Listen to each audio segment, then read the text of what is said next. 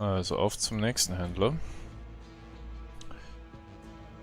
Oscar. Hallo Oscar. You see a boulder of a man encased in metal armor as he's inspecting an assault rifle. His eye is peering into the gun's chamber through the open ejection port, but an instant after you come into the store it shifts to you. He lowers the rifle, closing the bolt simultaneously before setting it aside. Greeting you with a mean face and a corresponding voice. Greetings, gunslinger. Need guns to exterminate your enemies? Need explosives to demolish anything that stands in your way? Need bullets to fuel your murderous urges? Or perhaps you need armor to protect your weak flesh from harm? If your answer is yes to any of these questions, then you've come to the right place. Welcome to Oscar's Armory. Okay, die City. Du stehst bestimmt gut zu dieser Gewaltpolitik, oder? I'm just gonna say this. Knight, Edstrom and Simmons made the arena and the gauntlet possible. That's hardcore. That's all that matters in Core City. The end. Yep, was zu erwarten war. Was hast du zu Alphabet zu sagen? Oscar's face rearranges itself into a less mean expression. Please don't ask me that again. I'd rather not talk about that thing. Why do you think the Faceless invaded Core City? To get dominated, that's why, and if they get anywhere near me, I'm gonna be the one zoning them out. I used to work for Praetorian Security. I dominated in training, I dominated on the streets, I dominated. I was their most hardcore enforcer. Ganz schön hohes Selbstbewusstsein. Anyway, the Faceless, if they get in here, they are gonna get some Oscar Nation. Get it? It's Oscar and domination, Oscar Nation. Wait, that sounds like a nation of Oscars. He turns his head aside and ponders away. I'm looking for Terry and Laura Baker. Never heard of them, and if I never heard of them, then they aren't hardcore. Fact. Hence, I can't help you. Und the Acid Hunters? You mean Cornell's gang? I know them, yeah. They're pretty hardcore, especially him, Cornell. Not the most hardcore, mind you, far from it, but he's respectably hardcore for a scavenger. Now let me think. These folks come to my store occasionally to purchase explosives, grenades, that sort of stuff. But they haven't paid me a visit in quite a while. I have seen them at the docks a couple of times recently though, so if you wanna go looking for them, that might not be such a bad place to start, man. There you go. Okay, bei den Docks war ich schon. Vermutlich, vielleicht haben sie ihr Lager dort in den Sewers. Ist zwischen irgendwas dazu offen eigentlich? Southgate Station. Nee. Okay. Aber das merke ich mir mal.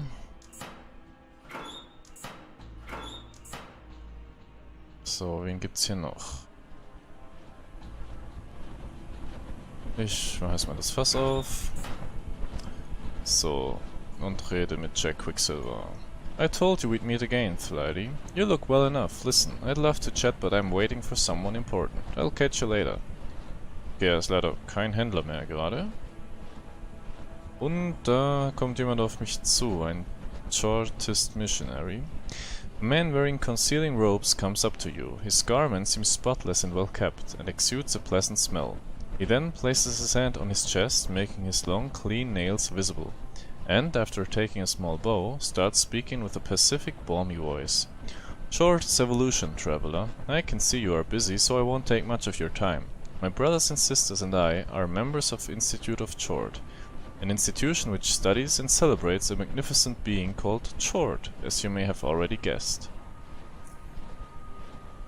His voice reveals more and more excitement as he speaks further. Why is it magnificent, you wonder? Well, it is a primordial creature that has the ability to regenerate itself and adapt to new environments with each regenerative cycle, and can technically tailor itself to survive in any environment, potentially living forever.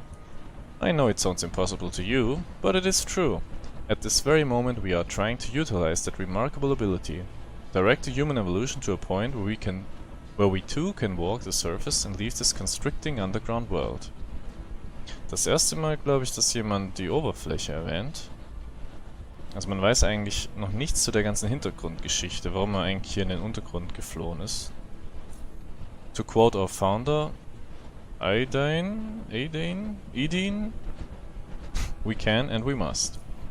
I won't take even one more second of your time. If you find what I told you fascinating, which I hope you do, brother, you can seek Minister Percival on the upper level of Core City, just next to JKK headquarters, and listen to his lecture on Torchism. It explains our ideology in greater detail. Thank you and short guide you. Thank you for the information. I will talk to this Minister Percival when I am able to.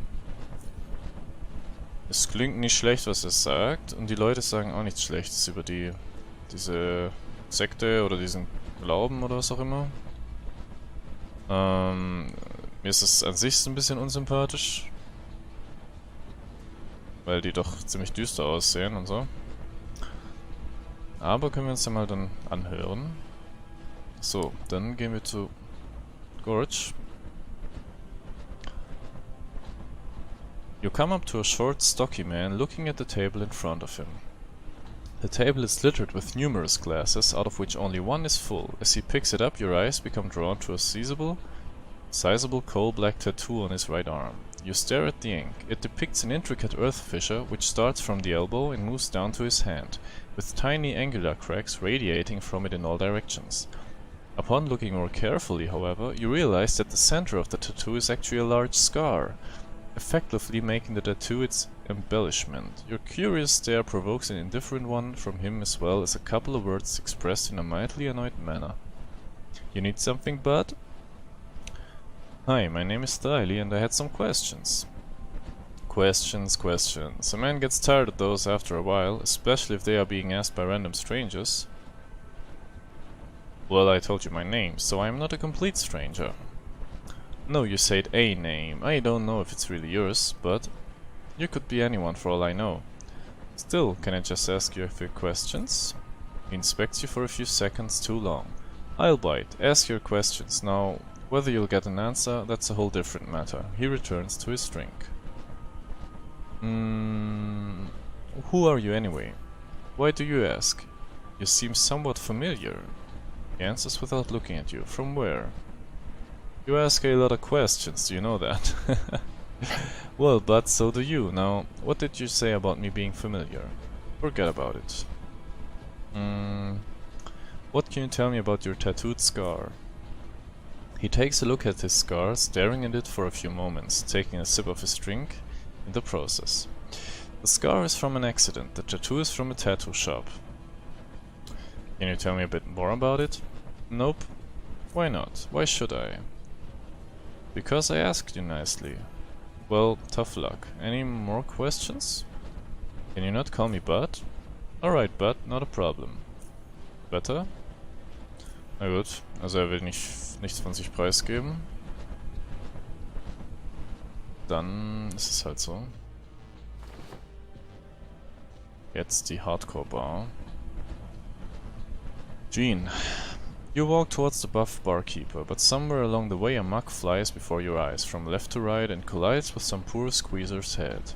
The blow sends the fellow to the floor, face first, while everybody around him laughs at his misfortune, including the barkeeper. You finally approach him and he yells at you, as that seems to be the only way to be heard in this place. Welcome to Hardcore City Bar, the place where the most hardcore meet to have a drink. I haven't seen you before. I'm Gene, the owner, and this here is my beautiful wife Harriet. Name your poison, mate.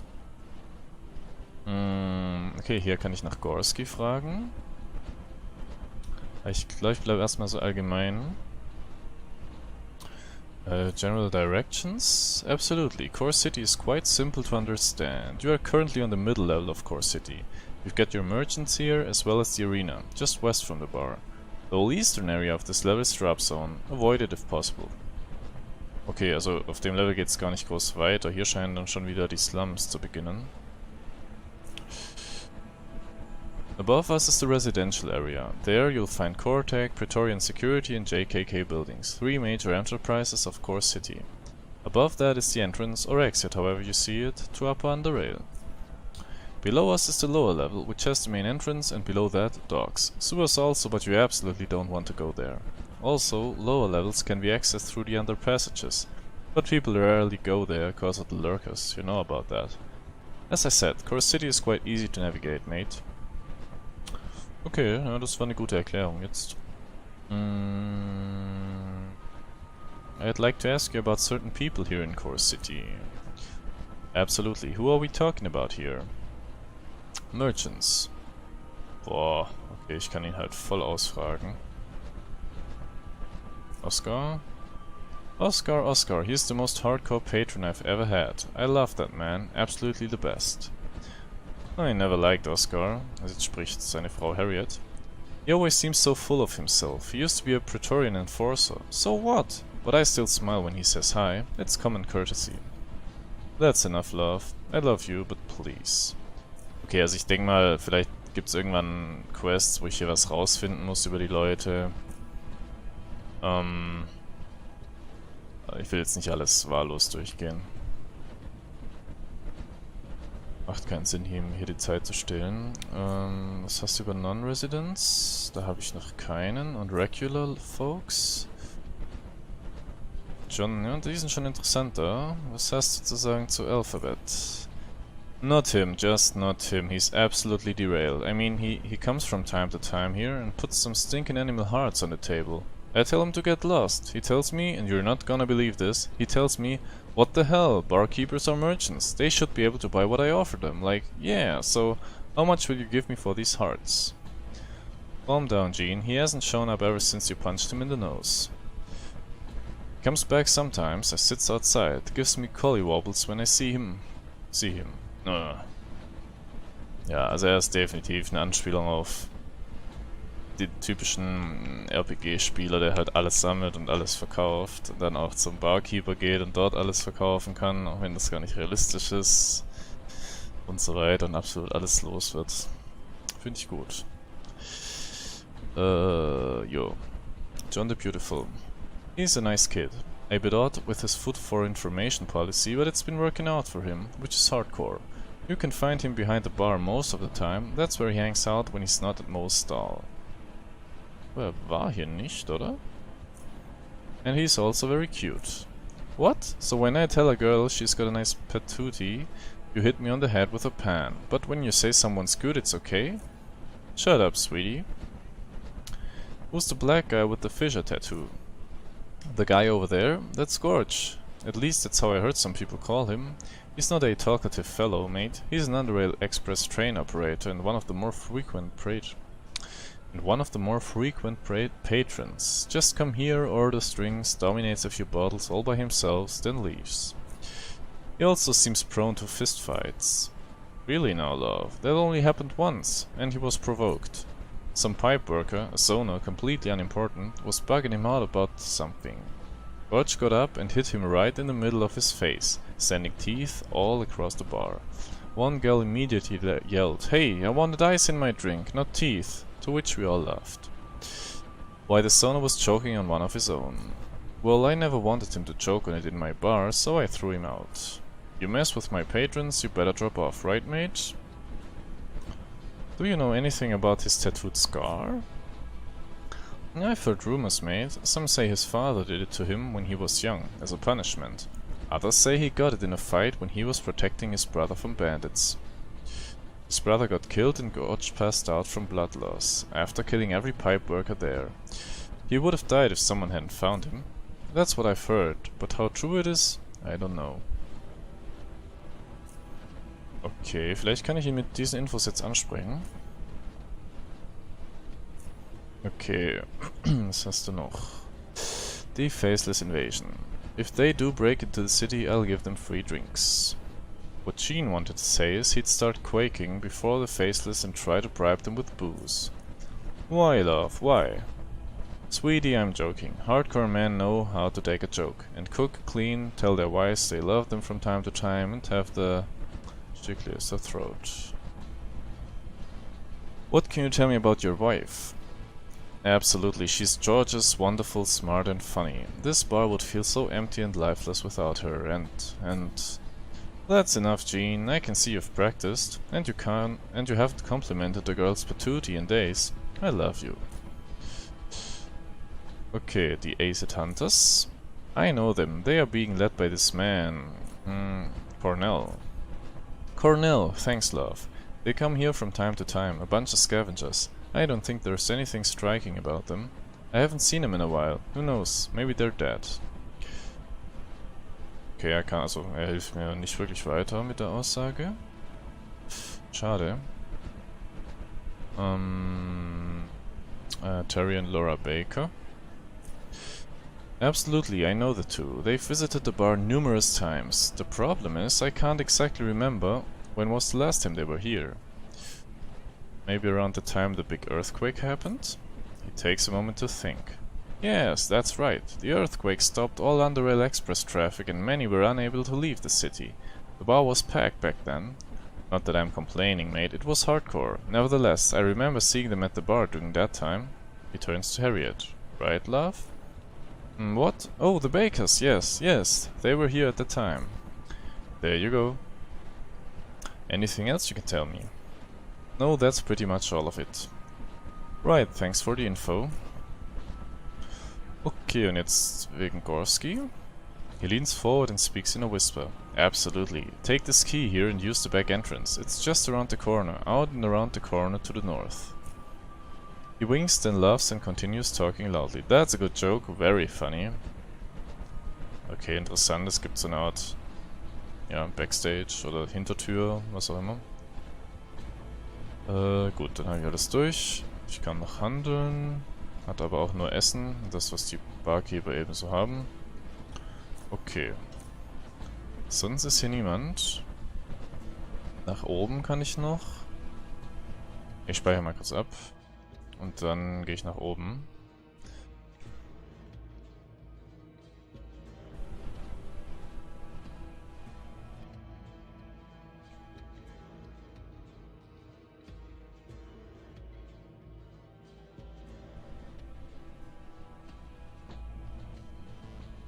Okay, hier geht die Bar scheinbar ganz normal weiter. Eine Oddity, supi.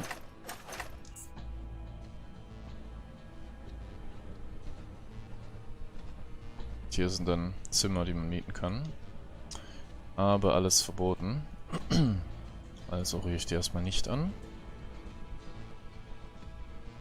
Die Ventilation, da kann man nicht.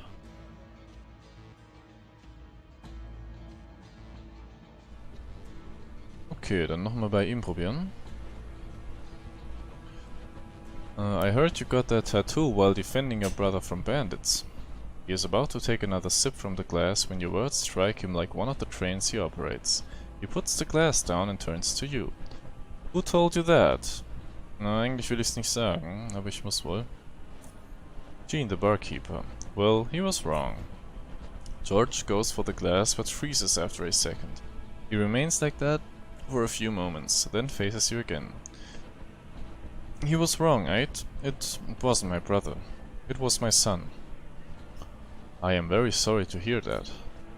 I gain nothing out of you being sorry, so spare me. Can you tell me more about what happened?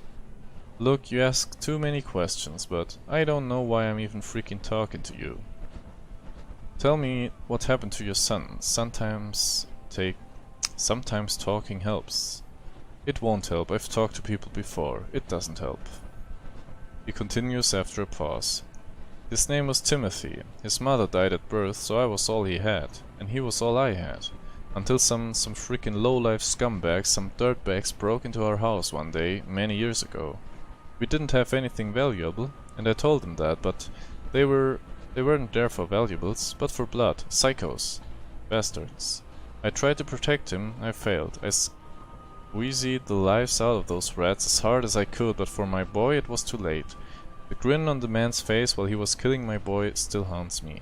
I see it even now. It's like he makes a lengthy pause before continuing. This scar, one of them, slashed my arm with a knife, and the tattoo, I did that myself. My life was torn apart, so well... He abruptly stops talking and finishes his drink. I'm very sorry. I understand it's a terrible loss.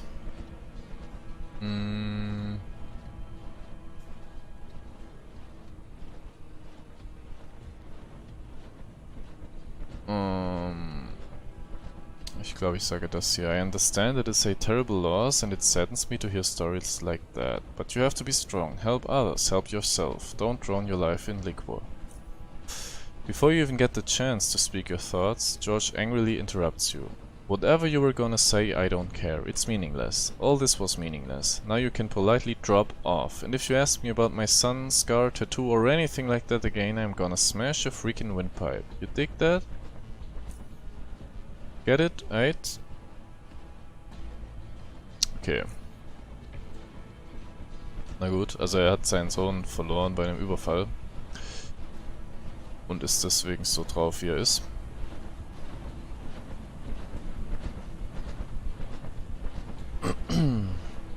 Ich guck mal kurz runter, wo ich da hinkomme. Ah, das sieht wieder gefährlich aus. Aber es scheint nur ein Raum zu... Ah, hier ist Rash. Hallo Rash. Why'd you name me Rash? I rarely have rashes. Okay. Komischer Typ. Dann jetzt hier entlang und mal Gorski aufsuchen.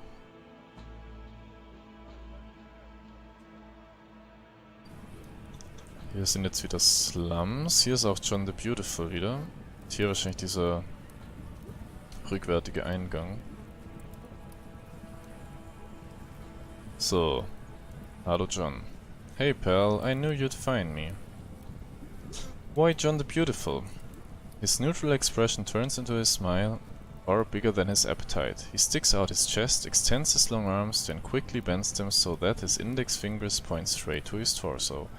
Afterward, he speaks with a higher-pitched, almost childlike voice. Just look at me. Am I not?